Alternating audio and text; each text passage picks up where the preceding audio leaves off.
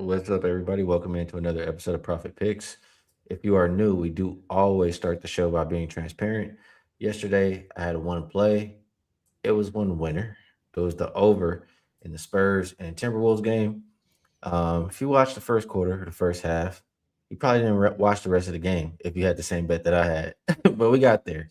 Some way, somehow, we got there, and that's all that matters. So, a nice winner there for myself.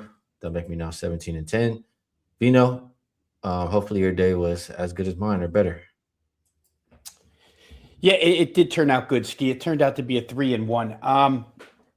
Really quick here, I'm just looking. Okay, so I missed what you said. You know how we like to do the math on 17 the and 10. playoff. That's where I'm at.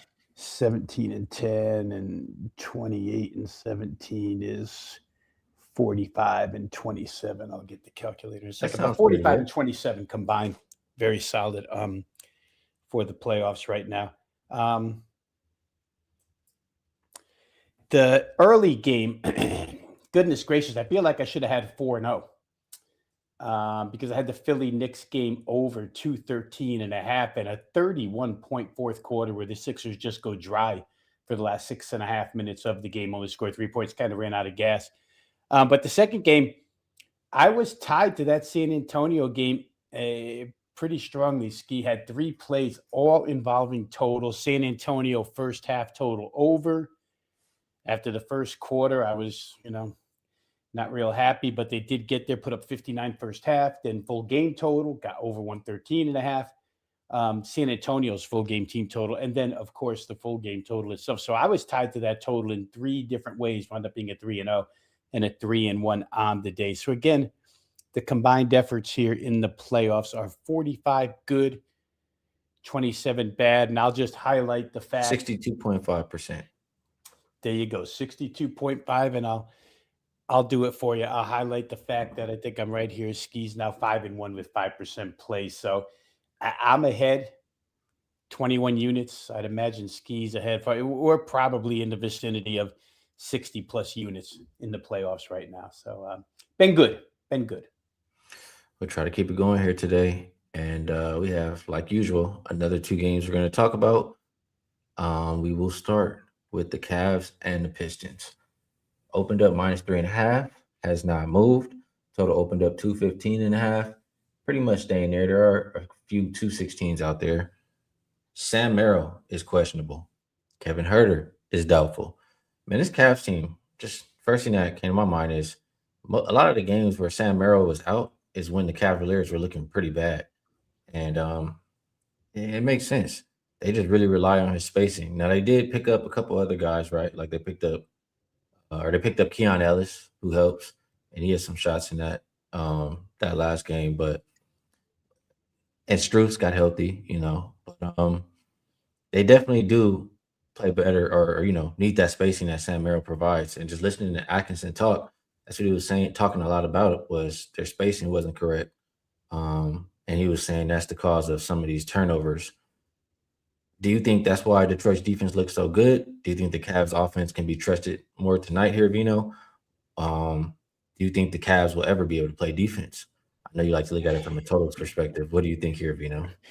The last one is the easiest of all to answer. I mean, the Cavs, they won't be able to play perimeter defense, that's for sure. Although, Max Strus is a good defender, but the main guys don't really play a lot of defense. I had to go back, and it's funny, when we were about to come on, I kind of had a blank look, and you asked me if everything was okay. I was doing some math in my head on just that Sam Merrill. We talked during the season. I remember reading a quote from Kenny Atkinson, maybe mid-season, how important Sam Merrill is. Sam Merrill, Sam Merrill, Sam Merrill. So I went back to the Toronto series to see just how important Sam Merrill was. And he was really insignificant in a 7-game series. Didn't do much at all. Games where Cleveland scored 120 plus, a couple of them he had 1-3 in those games. I think he was 11 for 29, 11 for 30 overall. His best day in that series was like the 93-89 game where nobody could make a shot. And Cleveland was right in that game the other night against Detroit, again, without Sam Merrill. He played 6 minutes. And they were still right in it until Harden decided the last 6 minutes of the game to just turn the ball over relentlessly. So I'm thinking to myself, if Cleveland, they turned the ball over 20 times last game, if you clean that up a little bit, knock it down to 14 or something, and that's 20 wasted possessions, right? You just 20 times you don't get even a chance to score. If they take a little bit better care of the ball and knock it down to maybe 14 and get 6 extra chances to score, Cleveland should be right in this thing. I'm not very trusting of the Detroit offense. We've seen it. We saw it last series, right? There were points in that last series where we're like, God, Detroit is if Cade Cunningham is not superhuman, they don't score. So Detroit's always subject to go blank here. It is Atkinson's point was they're going to pack the paint and we need to make threes. And I love the point you brought up because I would have brought it up as well. Max Strus, now that he's been in, I think it's only 12 games this season. And maybe that's why Sam Merrill was so important early in the season because they didn't have Max Strus to have any spacing. But now, And they didn't have Ellis. and no Ellis, right? And Strus actually leads the team in 3-point shooting right now at 40%. So he's getting into a rhythm again. And maybe that's a good substitute for Sam Merrill if in fact he can't go with the hamstring problem. I'm inclined to think that that Cleveland can be right in this one, Skee. The problem that bugs me the most is the fact that they haven't been effective on the road. The one thing that does help me a little bit is they're generally good against Detroit in the playoffs. But I do think that, Max Strus and Keon Ellis can step in and be that substitute for Sam Merrill here. So we'll see how it goes. But I would think Cleveland plus points, it makes a little bit of sense to me. Let's put it that way. I mean, I don't know. I want to think that they can score. I do. Um, it's just what do I really think is going to change in this game? Like those turnovers. That's who James Harden has been. Um, I heard something that said he has 29 games with more turnovers than field goals made. I'm like, is it really going to change in this next game? I don't want to bet on James Harden in the playoffs. I think I've had, yeah, Casey knows. I've seen enough. I'm not doing it. I'm not banking on James Harden to do anything for me. Then I look at Spider and I'm like, usually I can count on him a little bit but right now I feel like he doesn't even want to be there. He his body language, and all he does is shoot threes. He's only shot 18 free throws. He's crying about he got a flop or whatever. He barely even going inside, he's just shooting threes. I don't know. I just feel like Cavs are untrustworthy. Like you said, who's not getting any stops in this game. I think the Pistons, I mean, they're in their stride right now. They won how many games in a row? 4 games in a row. They were the number one defense this year in the league, and I don't think it's coincidence that Cleveland was turning the ball over in that game. I mean, Twin, he'd be out there causing havoc. Um, I think Detroit, they got the best player on the court clearly, and he's playing defense. He'll check either one of the guards on the other side, and they got the best defense.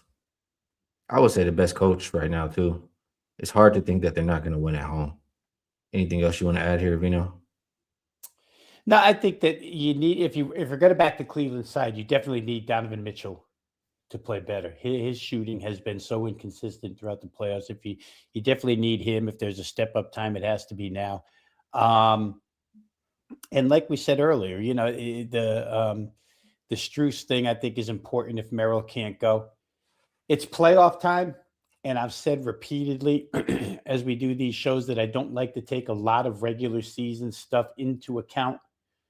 But if you do want to put a small bit of positive for Cleveland into your handicap, they scored 107 or better every single time against Detroit and got to 101 here with 20 turnovers. So Harden's been miserable as far as the amount of playoff games where he's had, like you said, 29 games with more turnovers than field goals made. He's played in about 180 or something playoff games. So there's times where he has been good.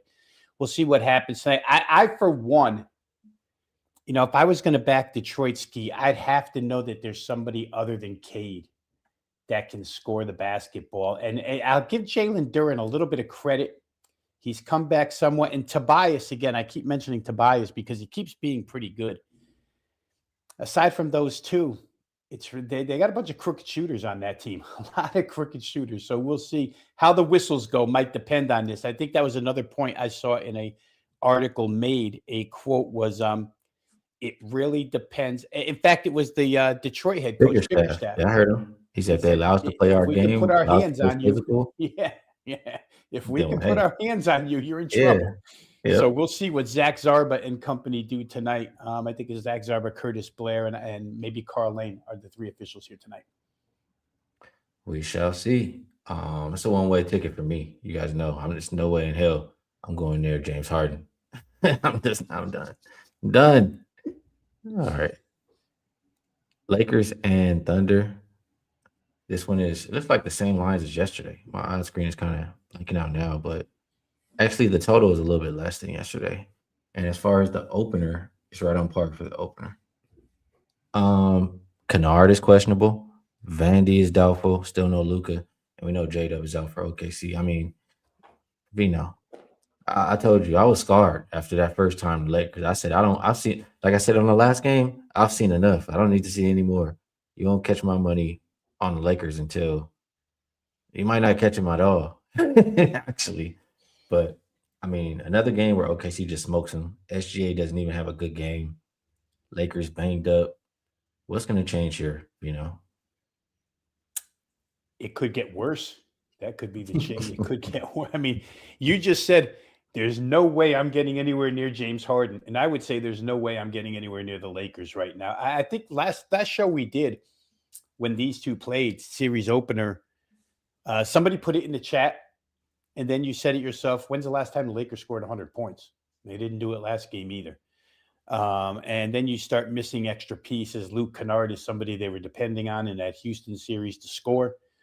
Marcus Smart went dry in game one, and SGA went to the free throw line 3 times or had 3 attempts. That's unheard of. 2 for 3 from the foul line. Reason why he only got to 18 points. I would expect he gets to the free throw line a little bit more here. Oklahoma City's just got too much in the way of defensive pressure, turning defense into offense and scoring. And then, when they do get hot for stretches, they score in bunches. So, couple of options here. Either play OKC in blowout fashion again. Now, I will caution a little bit because there was a game in that Phoenix series where Phoenix did just enough somewhere in this price range, like the 15, 16, 16 and a half, something, where they backdoored OKC while the starters sat on the bench and relaxed. And that could, it could happen. Wouldn't count on it. Otherwise, if you just want to rely on OKC, their team total is like 113 and a half. And I have to believe that they shoot a few more free throws in this game. They did shoot well from the field last game. I don't know that they can shoot much more than 49, but if they do, they'll probably crash right through 113 and a half here tonight, I would think.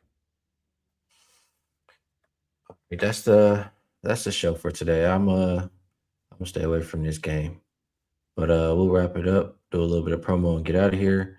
Let's see, what are we rocking with today? We'll go with good old 45. I mean, it's the last day for the next one too. So double NBA Court Vision, 3 days for $59. Best way to get involved as far as the NBA to check out Rob Veno and myself. Um, and we just told you what, 45 and 27. So that's about 62.5% between the two of us in the playoffs. And looking to keep it going here today. This one, this should be the last day. WNBA early bird pricing plus the rest of the NBA playoffs for free. We will be talking WNBA just like we talk NBA, and we expect it to be another profitable season. Basketball, we do pretty well in basketball around here. So Vino, I'm going to pass it back to you. Ask you if there's anything else you'd like to promote, and if you have a best bet for the show, we'd love to hear it. If you don't, all good. Yeah, the promos, I think you covered them well, Skee. Again, we're going to make certain members of the chat unhappy, but I'm not going to drop a best bet here for today. My one play is up and available over at wagertalk.com if you guys want it.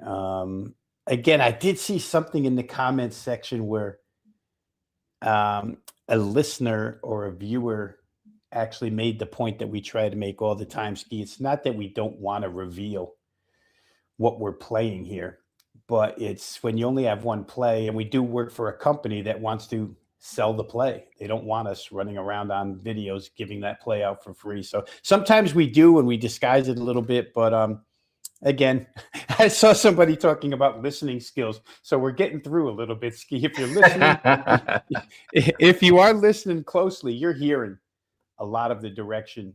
Last night, you could have told easily which way we were leaning. So I'll draw back on the best bet. I'm sure I'll have one tomorrow night because we're going to include, or tomorrow afternoon because we're going to include WNBA in our show tomorrow. So I'm sure we'll have one for you tomorrow. Yeah, I'm looking at yeah, definitely. It's gonna start being, a lot of more bets every day because we'll have a lot more to choose from and share, like you said. Today, you know what? I do want to leave a best bet. I'm gonna make it right now.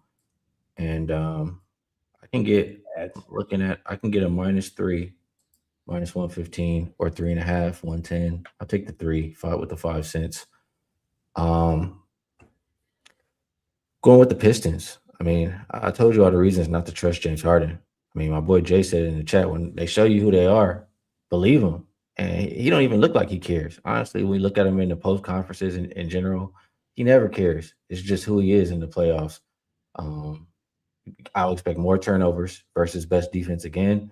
Donovan Mitchell is probably just going to be over there, unhappy because James Harden has the ball all game, and when Spidey gets it, he's going to jack threes and cry about not getting fouls. They're in Detroit. They're gonna let Detroit play Detroit basketball. So I like the Pistons -3. I think they win this game by double digits. That'll be my best bet for the show today. So gotta give them some. I'll give them something this time, And I'm making a bet right now. yeah. You're not getting bullied, Ski. All right. Vino, always appreciate you taking the time to do the show with me. Helps me my process every single day. Sure, we help everybody else out there in chat. We appreciate you guys too. Tomorrow, man, if you like WNBA or if you want to learn, it's a good time to tap in. We'll go through the games we have on the slate, and we'll also talk about the NBA games. So, till then, best of luck.